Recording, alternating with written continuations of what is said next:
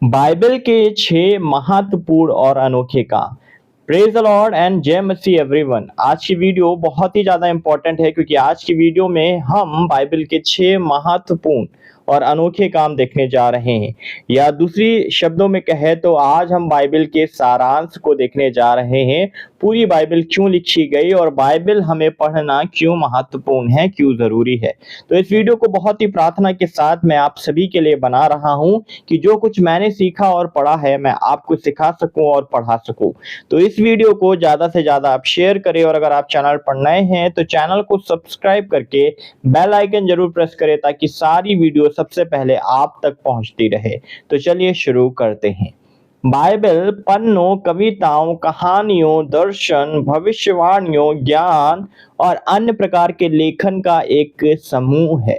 Bible को अच्छे से पढ़ने और समझने के लिए पहला कदम इन एकत्रित कार्यों को विभिन्न प्रकार के लेखन के रूप में इकट्ठा करना और उन्हें संपूर्ण पुस्तकों के रूप में एक साथ पढ़ना है। हम आपको बड़े पैमाने पर पढ़ने के लिए प्रोत्साहित करते हैं, ना कि केवल बाइबल के छोटे छोटे अंशों को या पदों को या पद्यांश को पढ़ने के लिए। प्रत्येक पुस्तक की शुरुआत में दी गई प्रस्तावना भूमिका आपको ऐसा करने में मदद करेगी। लेकिन यह भी महत्वपूर्ण है कि बाइबल को असंबद्ध लेखकों के संग्रह के रूप में ना देखा जाए। कुल मिलाकर बाइबल एक सच्ची कहानी है। ये किताबें परमेश्वर की सच्ची कहानी और दुनिया को फिर से सही करने की उनकी योजना को बताने के लिए एक साथ आती है। बाइबल की यह कहानी सबसे पहले एक कहानी के रूप में आती है, स्वाभाविक रूप से 6 प्रमुख कृत्यों में, जिनका संक्षेप में आगे वर्णन किया जा रहा है।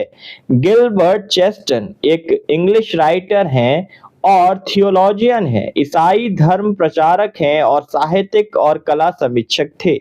उनका मानना है कि उन्होंने हमेशा जीवन को महसूस किया है और अगर कोई कहानी है तो एक कहानीकार भी है, एक रचयिता है, एक लिखने वाला है उस कहानी को। लेकिन इससे भी अधिक सटीकता से हम कह सकते हैं कि बाइबल की कहानी एक सच्ची कहानी है और कहानी की कुंजी यह है कि इसमें अभिनय है, करना है और प्रदर्शन करना है और इस कहानी को जीना होता है। यह सिर्फ एक पन्ने पर शब्द बनकर नहीं रह सकता। कहानी एक सक्रिय कहानी है।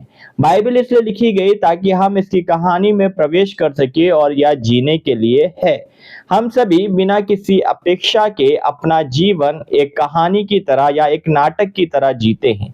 हम हर दिन मंच पर होते हैं। हम क्या कहेंगे, हम क्या करेंगे, हम किस कहानी के अनुसार जिएंगे। यदि हम इन प्रश्नों का उत्तर बाइबल की लिपि से नहीं दे रहे हैं तो हम किसी अन्य का अनुसरण करने लगेंगे या करेंगे। हम किसी के मंचीय निर्देशों के अनुसार जीने से बच नहीं सकते, भले ही वह केवल हमारे अपने ही क्यों ना हो। यही कारण है कि बाइबल को अच्छी तरह समझने की एक और कुंजी या पहचानना है कि इसकी कहानी समाप्त नहीं हुई है। प्रभु का उद्धार देने का कार्य जारी है। हम सभी को मुक्ति और नव निर्माण की इस चल रही कहानी में अपनी भूमिकाएं निभाने के लिए इनविटेशन आमंत्रित किया गया है। तो बाइबल की नाटक में या बाइबल की कहानी में आपका स्वागत है कि कैसे प्रभु आपके जीवन और दुनिया के जीवन को नवीनीकृत करना चाहते हैं। परमेश्वर स्वयं आपको अपने वचन से जुड़ने के लिए बुला रहे हैं। पहला पॉइंट, गॉड्स इंटेंशंस, परमेश्वर का इरादा। नाटक या कहानी की शुरुआत उत्पत्ति की पुस्तक के पहले पन्ने में परमेश्वर के मंच पर पहले से ही एक दुनिया बनाने से होती है। वह एक पुरुष और एक स्त्री आदम और हव्वा को बनाता है और उन्हें अदन की वाटिका में काम करने और इसकी देखभाल करने के लिए रखता है। पृथ्वी उनका घर बनने के लिए बनाई गई है। परमेश्वर का इरादा है कि मानवता उसके साथ घनिष्ठ भरोसेमंद रिश्ते में रहे और अपने आसपास के बाकी सृष्टि के साथ सद्भाव में रहे। एक चौंका देने वाले अंश में बाइबल हमें बताती है कि मनुष्य परमेश्वर के प्रतिरूप है, जिन्हें शेष विश्व में परमेश्वर के बुद्धिमान और लाभकारी शासन को लाने के कार्य में हिस्सा लेने के लिए बुलाया गया है। पुरुष और महिला एक साथ हम महत्वपूर्ण निर्णय लेने वाले, दुनिया को आकार देने वाले प्राणी हैं। बाइबल की कहानी में परिभाषित यह हमारा व्यवसाय, हमारा उद्देश्य है। बाइबल में परमेश्वर का पहले मनुष्यों के साथ रहने के लिए बगीचे में आने का वर्णन है। पृथ्वी न केवल मानवता के लिए परमेश्वर द्वारा इच्छित स्थान है, परमेश्वर स्वयं सुंदर नई सृष्टि को भी अपना घर बनाने के लिए आते हैं। इसके बाद परमेश्वर पूरी सृष्टि को अपना मूल्यांकन देते हैं। परमेश्वर ने जो कुछ भी बनाया उसे देखा और यह बहुत अच्छा था। बाइबल संसार के प्रति परमेश्वर की मूल इच्छा को प्रकट करती है। यह हमें दिखाती है कि जीवन स्वयं सृष्टिकर्ता का एक उपहार है। यह हमें बताता है कि हम किस लिए हैं। सेकंड पॉइंट, एक्साइल, बंधुआई या गुलामी। कहानी में तनाव और संघर्ष तब पेश किया जाता है जब आदम और हव्वा अपने तरीके से जीने और अपनी बुद्धि की तलाश करने का फैसला करते हैं। वे परमेश्वर के शत्रु शैतान की भ्रामक आवाज सुनते हैं और परमेश्वर की विश्वसनीयता पर संदेह करते हैं। वे उस वचन से अलग रहने का निर्णय लेते हैं जो स्वयं परमेश्वर ने उन्हें दिया है। वे स्वयं के लिए नियम बनाने का निर्णय लेते हैं। आदम और हव्वा की अवज्ञा हमारी दुनिया में पाप का परिचय बाइबल में विनाशकारी परिणामों के रूप में प्रस्तुत किया गया है। मनुष्य को स्वस्थ जीवन देने वाले रिश्ते के लिए बनाया गया था, परमेश्वर के साथ, एक दूसरे के साथ और बाकी सृष्टि के साथ। लेकिन अब मानवता को इन सभी रिश्ते के टूटने और इसके परिणाम स्वरूप होने वाली शर्म, टूटापन, दर्द, अकेलेपन और मृत्यु के साथ जीना होगा। स्वर्ग और पृथ्वी परमेश्वर का क्षेत्र और हमारे क्षेत्र का इरादा था। एकजुट रहे। शुरू से ही परमेश्वर की इच्छा स्पष्ट रूप से हमारे साथ रहने की थी उसके द्वारा बनाई गई दुनिया में। लेकिन अब परमेश्वर छुपे हुए हैं। अब यह संभव है कि हम हमारी दुनिया में रहे और उसे ना जाने, उसकी उपस्थिति का अनुभव ना करे, उसके तरीकों का पालन ना करे, कृतज्ञता में ना जिए। इस विद्रोह के परिणाम स्वरूप कहानी का पहली बंधुआई, एक्साइल, बंधुआई घटित होता है। मनुष्य को परमेश्वर की उपस्थिति से दूर कर दिया गया है। उनकी संतानें पूरे इतिहास में वे जीवन के स्रोत तक वापस जाने का रास्ता खोजने की कोशिश करेंगे। वे किसी भी प्रकार के दर्शन और धर्मों का इजाद करेंगे जो पतित फिर भी भयावह दुनिया को समझने की कोशिश करेंगे। परंतु अब मृत्यु उनका पीछा कर रही है और वे पाएंगे कि वे उससे बच नहीं सकते। परमेश्वर और उसके अच्छे वचन से अलग रहने का प्रयास करने पर मनुष्य पाएंगे कि उनके पास ना तो परमेश्वर है ना ही जीवन है। नाटक या कहानी में नए प्रश्न उठते हैं।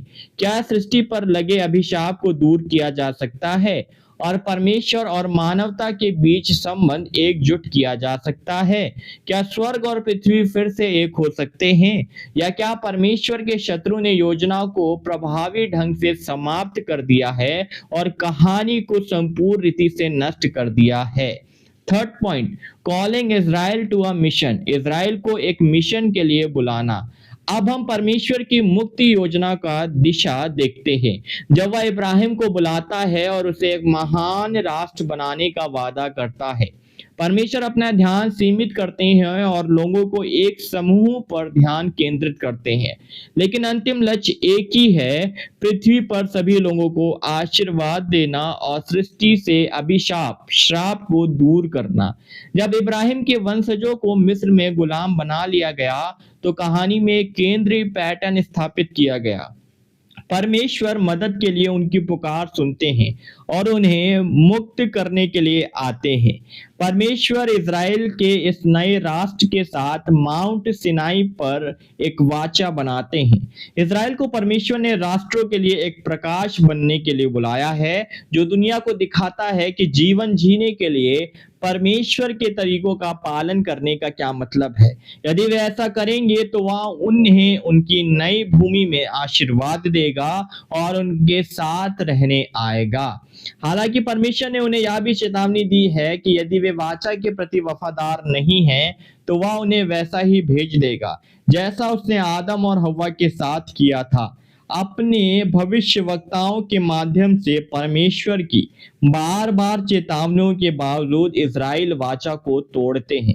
इसलिए परमेश्वर ने पवित्र मंदिर को त्याग दिया, जो उनके लोगों के साथ उनकी उपस्थिति का संकेत था, और इसे बुत परस्त आक्रमणकारियों द्वारा तोड़ दिया गया। इज़राइल की राजधानी यरूशलेम को लूट लिया गया और जला दिया गया। इब्राहिम के वंशजों को आदम की विफलता को पलटने के लिए चुना गया। अब जाहिर तौर पर वो भी विफल हो गए, वो भी असफल हो गए। बाइबल की कहानी में यह समस्या बहुत ही ज्यादा गहरी है। आदम के पतन के दैवीय उत्तर के रूप में भेजा गया इज़राइल आदम के पाप से बच नहीं सकता। हालांकि परमेश्वर अपने लोगों और अपनी योजना के प्रति प्रतिबद्ध रहता है, इसलिए वह एक अलग परिणाम का बीज बोता है। वह इज़राइल के महान राजा दाऊद के वंशज एक नए राजा को भेजने का वादा करता है, जो राष्ट्र को उसके लक्ष्य की ओर वापस ले जाएगा। वही भविष्यवक्ता जिन्होंने इज़राइल को उसके गलत कार्यों के गंभीर परिणामों के बारे में चेतावनी दी थी। उन्होंने यह भी प्रतिज्ञा की कि इज़राइल में परमेश्वर की जीत की अच्छी खबर एक बार फिर से सुनी जाएगी। ये पॉइंट 3 दुखद रूप से समाप्त होता है, जिसमें परमेश्वर स्पष्ट रूप से अनुपस्थित हैं और बुत परस्त राष्ट्र इज़राइल पर शासन कर रहे हैं। लेकिन वादे की उम्मीद बनी हुई है। एक सच्चा परमेश्वर है, उन्होंने इज़राइल को चुना है। वह फिर से अपने लोगों के पास लौट आएगा और उनके साथ रहेगा। वह इज़राइल और फिर दुनिया में न्याय, शांति और उपचार लाएगा। वह इसे अंतिम एवं चरम ढंग से करेंगे। परमेश्वर अपने अभिषिक्त मसीहा को भेजेंगे। Fourth point, the surprising victory of Jesus. यीशु की आश्चर्यजनक विजय। वह प्रकट हुआ परमेश्वर है, मानव जीवन का सार्वभौमिक रक्षक है। सीजर अगस्टस का जिक्र करने वाले ये शब्द इफिसस के 4 ईसा पूर्व एक रोमन शिलालेख में पाए गए हैं। रोमन साम्राज्य के सुसमाचार की घोषणा करते हैं। अच्छी खबर का यह संस्करण घोषणा करता है कि सीजर वह प्रभु है जो दुनिया में शांति और समृद्धि लाता है। इस साम्राज्य में दाऊद के एक पुत्र का जन्म हुआ और उसने परमेश्वर के राज के सुसमाचार की घोषणा की है।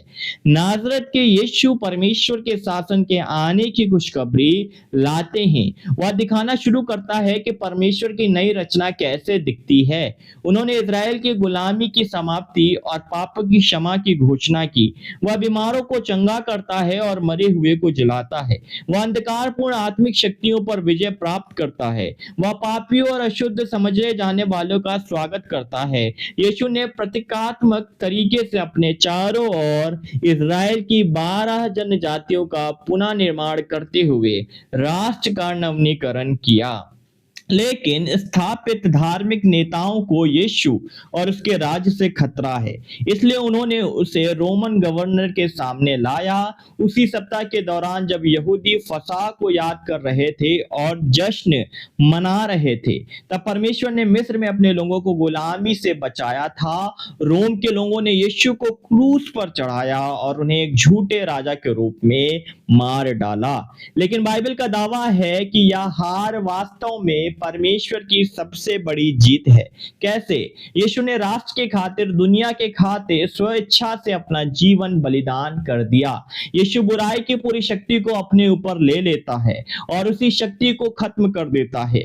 इस आश्चर्यजनक तरीके से यीशु इज़राइल की अंतिम लड़ाई लड़ते हैं और जीतते हैं। असली दुश्मन कभी भी रोम में नहीं था, बल्कि रोम और हर दूसरे साम्राज्य के पीछे छिपी आत्मिक शक्तियां थीं, जिनका हथियार मौत है। यीशु अपने खून के माध्यम से कीमत चुकाता है और स्वर्ग और पृथ्वी पर सब कुछ ईश्वर से मिला देता है। तब परमेश्वर ने सार्वजनिक रूप से यीशु की मौत की सजा को उलटकर उसे वापस जीवन में लाकर इस जीत की घोषणा की कि इज़राइल के राजा के पुनरुत्थान से पता चलता है कि परमेश्वर की सृष्टि के महान शत्रु पाप और मृत्यु वास्तव में पराजित हो गए हैं। पुनरुत्थान इस बात का महान संकेत है कि नई सृष्टि शुरू हो गई है। यीशु इज़राइल की कहानी की पूर्ति और संपूर्ण मानव जाति के लिए एक नई शुरुआत है। मृत्यु प्रथम मनुष्य आदम के द्वारा आई, मृतकों का पुनरुत्थान नए मनुष्य यीशु के माध्यम से आता है। परमेश्वर के मूल इरादे को पुनः प्राप्त किया जा रहा है। Fifth point, the renewed people of God, परमेश्वर के नए किए गए लोग या नए बनाए गए लोग। यदि मुख्य जीत पहले से ही सुरक्षित हो चुकी है तो पॉइंट 5 क्यों है? इसका उत्तर यह है कि परमेश्वर चाहता है कि यीशु की विजय दुनिया के सभी देशों में फैले। पुनर्जीवित यीशु अपने शिष्यों से कहते हैं, तुम्हें शांति मिले, जैसे पिता ने मुझे भेजा है मैं तुम्हें भेज रहा हूं। तो कहानी में यह नया अभिनय या कहानी बताता है कि कैसे यीशु के शुरुआती अनुयायियों ने परमेश्वर के शासन की खुशखबरी फैलाना शुरू किया है। नए नियम के अनुसार वे सभी जो इज़राइल के मसीहा से संबंधित हैं, अब्राहम की संतान हैं, प्राचीन वादों और प्राचीन मिशन दोनों के उत्तराधिकारी हैं। संसार के लोगों के लिए यह आशीष लाने का कार्य फिर से इब्राहिम के परिवार को दिया गया है। उनका मिशन परमेश्वर के राज्य के शुभ समाचार के मुक्तिदायक संदेश को जीना और लाना है। परमेश्वर दुनिया भर से लोगों को इकट्ठा कर रहा है और उन्हें यीशु अनुयायियों अपने चर्च की सभाओं में बना रहे हैं। साथ में वे परमेश्वर का नया मंदिर है, वह स्थान जहां उसकी आत्मा रहती है। वे उन लोगों का समुदाय हैं जिन्होंने दुनिया के सच्चे परमेश्वर के रूप में यीशु के प्रति अपने निष्ठा की प्रतिज्ञा की है। वे परमेश्वर की आत्मा की शक्ति के माध्यम से मृत्यु से जीवन में प्रवेश कर चुके हैं। वे जाति, वर्ग, जनजाति और राष्ट्र की सामान्य सीमाओं से परे परमेश्वर के प्रेम को प्रदर्शित करते हैं। पापों की क्षमा और परमेश्वर के साथ मेल मिलाप की घोषणा अब सबके लिए की जा सकती है। यीशु के नक्शे कदम पर चलते हुए उनके अनुयायी शब्द और कर्म दोनों में इस सुसमाचार का प्रचार करते हैं। दुनिया में आने वाले परमेश्वर की शक्ति को ईसाई समुदाय के वास्तविक दुनिया के कार्यों द्वारा दिखाया जाना है। लेकिन मैसेज में एक चेतावनी भी है, अब मसीहा लौटेगा तो वो संसार का सच्चा न्यायाधीश बनकर आएगा। बाइबल विश्व के इतिहास में अपना रास्ता बुनने वाले केंद्र संघर्ष की कहानी है और अब कहानी हमारे अपने समय पर आती है, हमें अपने कहानी में घेर लेती है। इसलिए निर्णय की चुनौती हमारे सामने आती है, हम क्या करेंगे? हम इस कहानी में कैसे फिट होंगे? हम क्या भूमिका निभाएंगे? परमेश्वर हमें पुनर्स्थापना, न्याय और क्षमा लाने के अपने मिशन का हिस्सा बनने के लिए आमंत्रित कर रहा है। हम चीजों को नया बनाने के कार्य में शामिल कर सकते हैं। कहानी पूरा होने पर क्या होने वाला है, इसका जीवित संकेत हमें बनना है। सिक्स्थ और last point, God comes home, परमेश्वर घर आते हैं। परमेश्वर मसीह यीशु के कार्य के माध्यम से हमारी दुनिया में आया है, लेकिन फिलहाल वर्तमान दुष्ट युग भी जारी है। टूटापन, गलत काम, बीमारी, व्यभिचार और यहाँ तक कि मौत भी बनी रहती है। हम युगों के बीच के समय में रहते हैं। हम निमंत्रण के समय में रहते हैं जब सुसमाचार की पुकार हर प्राणी तक जाती है। बेशक कई लोग अभी भी ऐसे जीते हैं जैसे कि परमेश्वर का अस्तित्व है ही नहीं। वे मसीहा के शासन को स्वीकार नहीं करते, लेकिन वह दिन आ रहा है जब यीशु पृथ्वी पर लौटेंगे और परमेश्वर का शासन पूरी दुनिया में एक वास्तविकता बन जाएगा। परमेश्वर की उपस्थिति एक बार फिर हमारे साथ पूरी तरह और खुले तौर पर होगी। जैसा कि कहानी की शुरुआत में थी, परमेश्वर की मुक्ति की योजना अपने लक्ष्य तक पहुंचेगी। सृष्टि अपने स्वयं के निर्गमन का अनुभव करेगी, अपने बंधन के से श्रेय तक मुक्ति प्राप्त करेगी। दर्द और आंसू, पछतावा और शर्म, पीड़ा और मृत्यु नहीं रहेगी। जब पुनरुत्थान का दिन आएगा तो परमेश्वर के लोग पाएंगे कि उनकी आशा साकार हो गई है। अविनाशी जीवन की गतिशील शक्ति उनके शरीर के माध्यम से प्रभावित होगी। आत्मा से सशक्त होकर और पाप तथा मृत्यु से मुक्त होकर हम एक नवीनीकृत मानवता के रूप में अपने मूल व्यवसाय का अनुसरण करेंगे। मसीह की छवि में पुनः निर्मित होने के बाद हम उनके बुद्धिमान देखभाल करने वाले शासन को पृथ्वी पर लाने पर हिस्सा लेंगे। इसके केंद्र में स्वयं परमेश्वर होंगे। वह वापस आएगा और हमारे साथ अपना घर बनाएगा। इस बार एक नए स्वर्ग और एक नई पृथ्वी में हम बाकी सृष्टि के साथ पूरी तरीके से या पूरी तरह से उसकी आराधना करेंगे और अपनी सच्ची बुलाहट को पूरी करेंगे। परमेश्वर सर्वव्यापी होगा और सारा संसार उसी से परिपूर्ण होगा। आज की वीडियो मैं विश्वास करता हूं और ये बात का भरोसा रखता हूं कि इस वीडियो के माध्यम से आपने बहुत कुछ सीखा होगा। जब मैं ये वीडियो बना रहा हूं तो पवित्र आत्मा मुझे बहुत सारी बातें इन सारी चीजों के द्वारा बता रही है कि आने वाले दिनों में मैं आपको और भी इस प्रकार की वीडियो और शिक्षाओं के द्वारा परमेश्वर के करीब लेकर आ सकूं। तो इस वीडियो को आप बहुत ही लोगों तक पहुंचाएं ताकि वो भी इस ज्ञान को प्राप्त कर सके। आने वाले दिनों में और भी वीडियो के लिए आप हमारे चैनल को सब्सक्राइब करें। अगर आप हमारे चैनल को ज्वाइन करना चाहते हैं, चैनल को ज्वाइन कर आप हमारी मिनिस्ट्री को सपोर्ट कर सकते हैं। हम आपसे मिलते हैं नई वीडियो में, तब तक के लिए प्रभु आप सभी को बहुत आशीष दे। सबको जय मसीह की। Praise the Lord and God bless.